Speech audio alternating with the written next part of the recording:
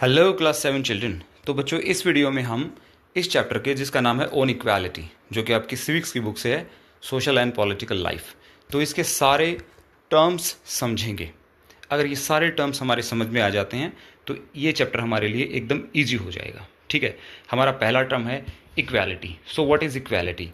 Equality means the state of being equal, हर मामले में, स्टेटस के मामले में, राइट्स के मामले में, अपॉर्चुनिटीज़ के मामले में, रेस, जेंडर, रिलीजन, हर मामले में आपको और हमें और हम सबको क्या समझें? इक्वल समझें। तो state of being equal is called equality. ठीक है, सबके बराबर होना, उसे इक्वालिटी कहते हैं। टर्म नंबर 2, यह है द इंडियन कॉन्स्टिट्यूशन। तो क्या है Indian constitution? Indian constitution, it is the supreme law of the nation. ये वो सुप्रीम लॉ है, ये वो बुक है जिससे हमारा देश चलता है, जिसमें सिटीजन्स के राइट्स हैं, सिटीजन की ड्यूटीज़ हैं, राइट। गवर्नमेंट कैसे बनेगी, सेंट्रल गवर्नमेंट कैसे बनेगी, स्टेट गवर्नमेंट्स कैसे बनेगी, ठीक है, ये सब उसमें लिखा हुआ है। डीपीएसपी, जिन्हें हम directive principles of state policy कहते हैं, वो इसमें है, राइट। तो हमारा देश कैसे चलेगा, लोगों के पास क्या राइट्स होंगे, लोगों की ड्यूटीज़ क्या होंगी, ये सब इस डॉक्यूमेंट में लिखा है। और ये क्या है? The Indian constitution. इसे हम हिंदी में कहते हैं संविधान। ठीक है, तो Indian constitution the supreme law of the nation, जिससे हमारा देश चलता है। नेक्स्ट टर्म है डिस्क्रिमिनेशन। तो डिस्क्रिमिनेशन का मतलब क्या है? डिस्क्रिमिनेशन का मतलब अनफेयर और प्रिजुडिशियल ट्रीटमेंट, किसी के साथ गलत व्यवहार करना, और ऐसा व्यवहार करना प्रिजुडिस के आधार पर। प्रिजुडिस का मतलब पहले से ही आप किसी के बारे में गलत धारणाएं बना लें, ठीक है। और डिस्क्रिमिनेशन मतलब not providing equality to someone, आप किसी को इक्वालिटी नहीं दे रहे, इक्वल चांसेस नहीं दे रहे, तो वो क्या है? वो डिस्क्रिमिनेशन है। डिस्क्रिमिनेशन हमारे समाज में लोगों ने कई बेसिस पे किया है, जैसे रेस के बेस पे discrimination, gender based discrimination, religion based discrimination, right. तो ये सब चीज़ें हैं। लेकिन नाउअडेज, आज के दिन, इंडियन कॉन्स्टिट्यूशन ने इस चीज़ को जो है राइट टू इक्वालिटी, राइट, और इन सब के तहत डिस्क्रिमिनेशन को बंद कर दिया है, बैन कर दिया गया। अब डिस्क्रिमिनेशन करना गलत है, कानूनन रॉन्ग है, ठीक है। अगला टर्म है डिग्निटी। तो ये डिग्निटी क्या होता है? Dignity means the quality of being worthy of honour, यानी कि आत्मसम्मान की भावना, ये है डिग्निटी। सेल्फ रिस्पेक्ट की भावना, ये है डिग्निटी, राइट। और ये एक ह्यूमन लाइफ की एक ज़रूरी क्वालिटी है। हम अपनी ज़िंदगी डिग्निटी से जिएं और दूसरों को भी उनकी डिग्निटी मेंटेन रखने दें, राइट। तो डिग्निटी मतलब हमारे अंदर एक आत्मसम्मान का भाव होना, ठीक है, खुद की रिस्पेक्ट करना, अपने काम की रिस्पेक्ट करना, डिग्निटी। Next, untouchability. तो अनटचेबिलिटी क्या है? अनटचेबिलिटी को हम हिंदी में कहते हैं छुआछूत, ठीक है। इसका मतलब क्या होता है? इसमें कुछ लोग जो अपर कास्ट के होते हैं, वो कुछ लोअर कास्ट लोगों से दूरी बना के रखते हैं, उनको टच नहीं होने देते, ठीक है, उनसे एक डिस्टेंस मेंटेन करते हैं, और अगर टच हो जाए तो फिर वो क्या करते हैं? उस चीज़ को अपवित्र मानते हैं। तो ये अनटचेबिलिटी एक प्रथा है, एक ऐसा सिस्टम था जो कि पहले चला आ रहा था। आज के दिन ये चीज़ बैन हो चुकी है और अब ये कानूनन गलत है, एक क्राइम है। तो practice of ostracising a particular group of people, यानी कि समाज के कुछ लोगों को ओस्ट्रिसाइज कर देना, मतलब उनको अपने समाज से बहिष्कृत कर देना। तो जो लोअर कास्ट पीपल थे, जो दलित पीपल थे, उन लोगों को संविधान बनने से पहले हमारे लोगों ने इस मामले में काफ़ी तंग किया, अनटचेबिलिटी की प्रैक्टिस फॉलो की, ठीक है। तो ये इंडिया में, हमारे देश में फॉलो हुई है, राइट, कास्ट सिस्टम के तहत। तो अनटचेबिलिटी मीन्स छुआछूत की प्रथा को फॉलो करना, जो कि अब कानूनन गलत है। Next is parliament. तो पार्लियामेंट क्या है? पार्लियामेंट हमारे नेशनल इंपॉर्टेंस के जो मुद्दे हैं उनको डिस्कस और डिबेट करने के लिए सबसे बड़ा फोरम है। हमारी जो पार्लियामेंट है वो हाईएस्ट लेजिस्लेटिव बॉडी है, वो कानून बनाने वाली बॉडी है। उसमें 2 हाउसेस हैं, एक लोकसभा है और एक राज्यसभा है, राइट। और पार्लियामेंट के अंदर प्रेसिडेंट भी आते हैं। लोकसभा राज्यसभा से कोई भी बिल पास होने के बाद प्रेसिडेंट के पास जाता है, वो साइन करते हैं, फिर वो एक्ट बनता है, राइट। तो पार्लियामेंट एक सबसे बड़ी पंचायत है जो हमारा देश चलाने में मदद करती है, ठीक है। तो पार्लियामेंट, इसके अंदर लोकसभा और राज्यसभा होते हैं और प्रेसिडेंट भी, राइट। उसके बाद हैं इलेक्टेड रिप्रेजेंटेटिव्स। तो कौन होते हैं ये इलेक्टेड रिप्रेजेंटेटिव्स? ये वही लोग हैं, वो नेता जिनको हम वोट देकर असेंबलीज में भेजते हैं, ठीक है।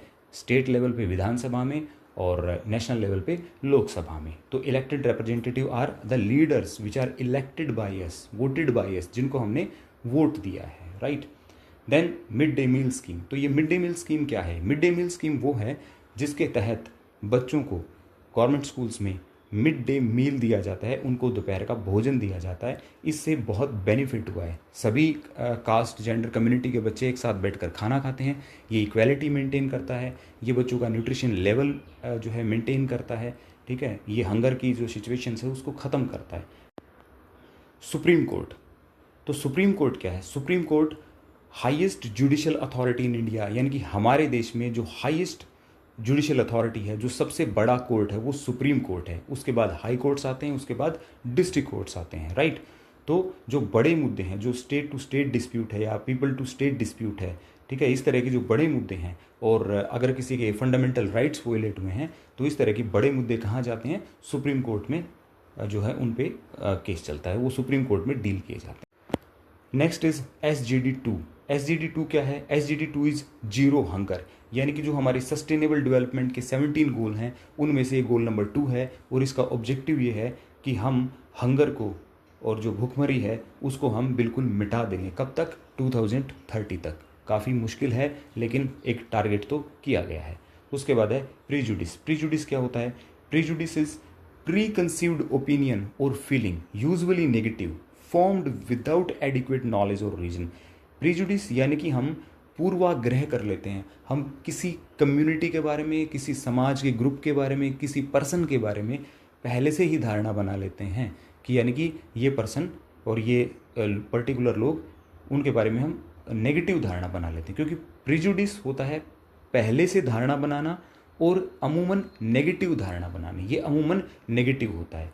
फिर जब हम प्रेजुडिस बना लेते हैं, फिर हम जो बिहेवियर करते हैं वो फिर हम डिस्क्रिमिनेशन के बेस पे करते हैं, उसमें हम डिस्क्रिमिनेट करते हैं अगले को, ठीक है, क्योंकि हम उसके साथ अच्छे से बर्ताव नहीं करते। हमारे मन में उसको लेके कुछ नेगेटिव फीलिंग्स होती हैं, नेगेटिव भावनाएं होती हैं, हम उसको पहले ही गलत मान चुके होते हैं।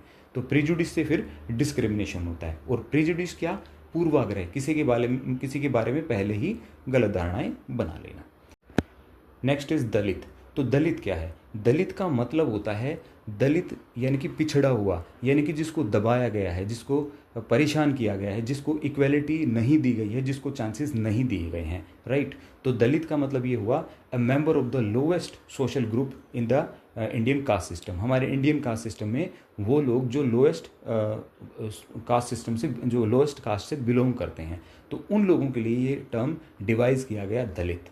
ये बताने के लिए, ये जताने के लिए, ये जाहिर करने के लिए कि ये लोग जो हैं इनको इक्वेलिटी के साथ डील नहीं किया गया, इनको चांसेस नहीं दिए गए, तो उन लोगों के लिए इस्तेमाल किया गया टर्म जो है वो है दलित, राइट। उसके बाद है इन्फीरियर। इन्फीरियर का मतलब क्या? इन्फीरियर का मतलब किसी को नीचा दिखाना, considered lower in rank, status and quality, ठीक है। तो किसी को नीचा दिखाने, वो क्या है? वो है inferior. Then next is democratic society. तो डेमोक्रेटिक सोसाइटी क्या है? डेमोक्रेटिक सोसाइटी वो सोसाइटी है जिसमें डिसीजंस सबके कंसेंट से लिए जाते हैं, सब मिलकर अपना इलेक्टेड रिप्रेजेंटेटिव, अपना एक रिप्रेजेंटेटिव इलेक्ट करते हैं और फिर जो है सबकी सहमति से डिसीजन लिए जाते हैं, वो एक डेमोक्रेटिक सोसाइटी है। डेमोक्रेसी वही जिसमें सबकी सहमति से निर्णय लिए जाएं, फिर उन पर काम किया जाए। फिर है अफ्रीकन अमेरिकन्स। कौन है ये अफ्रीकन अमेरिकन्स? अफ्रीकन अमेरिकन वो लोग हैं जो काफ़ी समय पहले अफ्रीका से ले जाए गए। किसके तहत? दास व्यापार के तहत, स्लेव ट्रेड के तहत।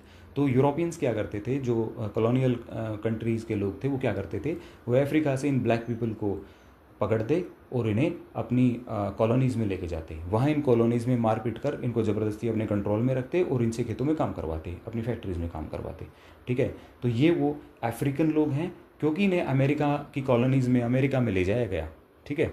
तो वहाँ पे ये अब वहीं पे बस गए, तो फिर अफ्रीकन, क्योंकि इनका ओरिजिन अफ्रीकन है और अमेरिका में ये बस गए, तो फिर ये अमेरिकन हो गई। तो इनको कंबाइंडली बोला जाता है एफ्रो अमेरिकन या अफ्रीकन अमेरिकन्स, ठीक है। इनका हमारे चैप्टर में जिक्र आता है। कहाँ जिक्र आता है? ये एक लेडी हैं जिनका नाम है रोजा पार्क्स। तो रोजा पार्क्स एक एफ्रो अमेरिकन जो है वुमेन थी। वो हारी थकी परेशान आई थी बेचारी, बस पे बैठी थी, वहाँ एक वाइट पर्सन जो है, क्योंकि वहाँ पे रेशियल डिस्क्रिमिनेशन चलता था अमेरिका में, एक वाइट पर्सन वो बोलता है कि मैडम प्लीज़ स्टैंड अप, आप खड़े हो जाइए। शायद उसने प्लीज़ भी ना बोला हो, ठीक है। तो उसने उस लेडी को खड़ा होने को बोला, तो उसने मना कर दिया। वो हारी थकी आई थी, उसने कहा था भाई बस में बाकी सीट खाली पड़ी है, या मेरा हक है, मुझे बैठे रहने दो। तो उसने इस चीज़ का विरोध किया और ये आंदोलन को हवा मिल गई। मूवमेंट तो पहले से चल ही रहा था, ठीक है। तो रोजा पार्क्स क्या है, एक अफ्रो अमेरिकन लेडी हैं जिन्होंने अब इस चीज़ का, इस रेशियल डिस्क्रिमिनेशन को का विरोध किया था, ठीक है। उसके बाद है सिविल राइट मूवमेंट। तो ये सिविल राइट मूवमेंट क्या है? ये सिविल राइट मूवमेंट है जो उस समय चल रहा था। मतलब जो ब्लैक पीपल हैं, जो अफ्रो अमेरिकन पीपल हैं, जो अमेरिका में रह रहे थे, उनको किसी तरह के राइट्स नहीं मिले थे, वो रेशियल डिस्क्रिमिनेशन को फेस कर रहे थे। तो 1950s में और 1960s में क्या हो रहा था, ये जो आंदोलन हो रहा था किसके खिलाफ? इस रेशियल सेग्रीगेशन, इस रेशियल डिस्क्रिमिनेशन के खिलाफ। वो लोग अपने प्रॉपर लीगल राइट्स मांग रहे थे और इक्वालिटी की डिमांड कर रहे थे। कह रहे थे कि हम भी यहाँ के नागरिक हैं, हमें भी बिल्कुल बराबरी दो, हमें भी वही नागरिक का स्टेटस दो जो इन बाकी लोगों के पास है, ठीक है। उसके बाद है द सिविल राइट एक्ट 1964। तो इस मूवमेंट का नतीजा क्या हुआ? इस आंदोलन का नतीजा ये हुआ कि session in United States that outlawed discrimination. तो ये जो डिस्क्रिमिनेशन था ये आउटलॉ कर दिया गया, यानी कि इस डिस्क्रिमिनेशन को एकदम बंद कर दिया गया। रेशियल डिस्क्रिमिनेशन, कलर के बेस पे, जेंडर के बेस पे, रिलीजन के बेस पे, ये सब बंद कर दिया गया। कब? According to 1964 the civil rights act. तो वहाँ के लोगों को सारे सिविल राइट्स दे दिए गए, ठीक है। तो ये है civil right act 1964। Next is doctor B R Ambedkar. Doctor B R Ambedkar को कौन नहीं जानता? ये हैं chief architect of Indian constitution, यानी कि इंडियन कॉन्स्टिट्यूशन के आर्किटेक्ट, उसको बनाने वाले। इन्होंने बहुत शानदार रोल प्ले किया इंडियन कॉन्स्टिट्यूशन को बनाने में। ये ड्राफ्टिंग कमेटी के हेड थे, राइट। तो doctor B R Ambedkar. And last term is article 15। तो आर्टिकल 15 क्या है? आर्टिकल 15 एक प्रोविज़न है इन इंडियन कॉन्स्टिट्यूशन जो प्रोहिबिट करता है डिस्क्रिमिनेशन को, यानी कि डिस्क्रिमिनेशन को रोकता है। और वो डिस्क्रिमिनेशन चाहे किसी भी ग्राउंड पे हो, चाहे धार्मिक भेदभाव हो, जो है रेशियल रिलीजन डिस्क्रिमिनेशन हो, चाहे discrimination on the basis of race हो, चाहे कास्ट डिस्क्रिमिनेशन हो, या फिर सेक्स के बेस पे, जेंडर के बेस पे किसी प्रकार का डिस्क्रिमिनेशन हो, या फिर प्लेस ऑफ बर्थ के नाम पे किसी प्रकार का डिस्क्रिमिनेशन हो। हर प्रकार के डिस्क्रिमिनेशन को रोकने का काम करता है आर्टिकल 15, ठीक है। तो यहाँ हमारे सारे टर्म्स डिस्कस होते हैं। अगर आपको ये सारे समझ में आ गए तो chapter is very easy for you, आप सभी क्वेश्चंस का आंसर कर पाएंगे, right. So thanks for watching, bye bye.